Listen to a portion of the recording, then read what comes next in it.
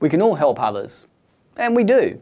We help our family, friends, neighbours, and even strangers in countless ways.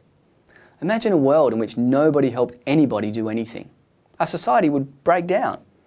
When and how does our pro-social behaviour develop? Between 6 to 18 months, in particular, the beginning of the second year of life, is when infants start to engage in pro-social behaviour. The first pro-social behaviour that they show is helping. Helping behaviour emerges around 14 months of age. In experiments evaluating infant helping behaviour, the experimenter typically tries to do something like putting pegs on the clothesline. The experimenter then drops a peg in the middle of completing their task. The infant then quickly walks over, picks up the peg, and gives it back to the experimenter.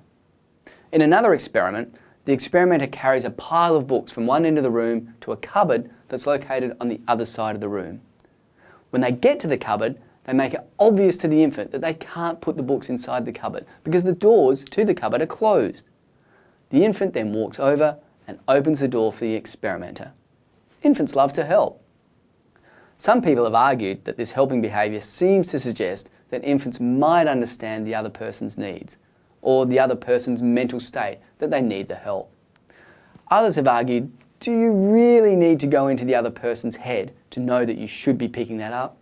Because you can see that the peg just fell on the floor. You don't have to think about the other person.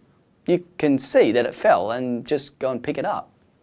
So some people argue that this might be a fundamental form of understanding other people's mental states.